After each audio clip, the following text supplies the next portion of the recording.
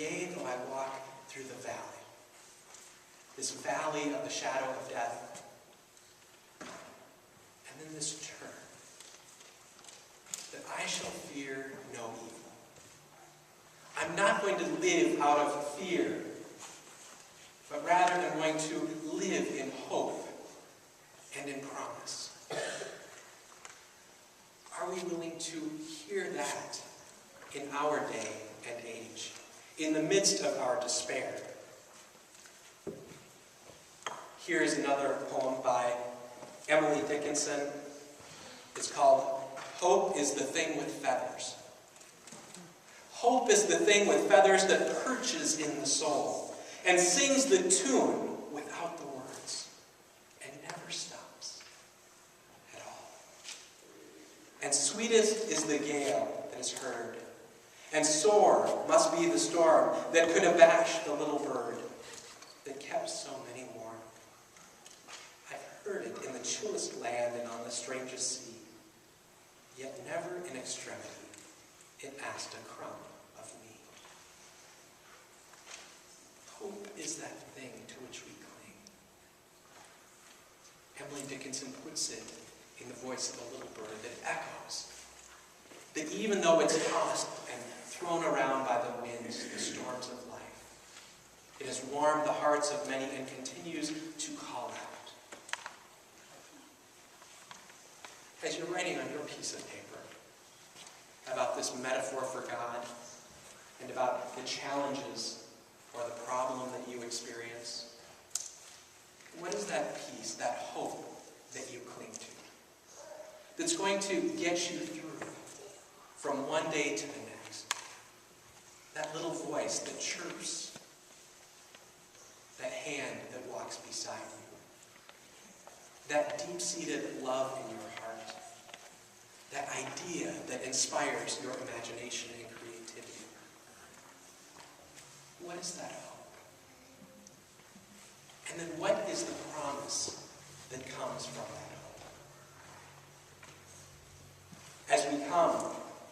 As we come this day, we hear about the rich banquet that is set for the people.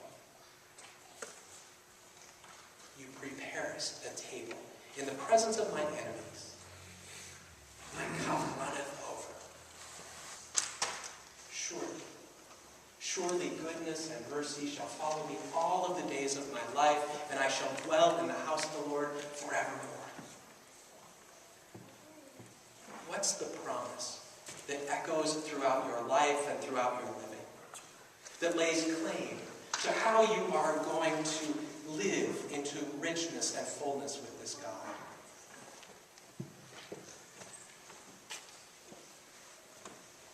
As you think about those things, what's on your paper? How many of you are still thinking, wondering? How many of you have jotted down notes? That one I want to see a hand. How many of you have jotted down actual notes? Okay. We've got several who have been thinking and processing, and several who have written down notes. Because what I hear and see today is that Jesus continues to invite us into this understanding of metaphor. He's not saying that this is the way it has to be, but rather look at who I am. Look at what I'm willing to do. I also think he wants to be very clear to say in this passage that he's not a victim. That he is laying down his life, that he is doing this out of deep-seated love for the people. And drawing us back into image of metaphor. As a people of faith, I think it's up to us to challenge ourselves, to allow the holy to be a metaphor, to be an image, not to buckle it down, not to make it right or wrong, but to think theologically, and to allow that to come through in what we say, what we write, and most significantly, in how we live. I'm going to end with this poem by Nikki Giovanni.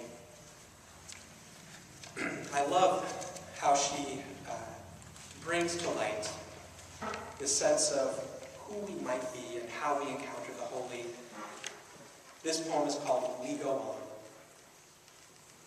We go on because there is history uncelebrated, unacknowledged, unwanted, that takes place each Sunday in church. And each Saturday at the juke joint. And every day of the week when we try to make a house a home. No one wants to understand the faith that it takes to be a mother, a grandmother, a pillar of a distressed community. No one wants to understand the courage it takes to be a deacon, a janitor, or a miner in the crumbling mines. Yet neither our fate nor our faith can reside in the hands of those who don't care, of those who let greed be their God, of those who tear down our meeting halls, burn down our churches, laugh at our steadfastness, and say, "Oh, I'm sorry," when caught in the web of lies.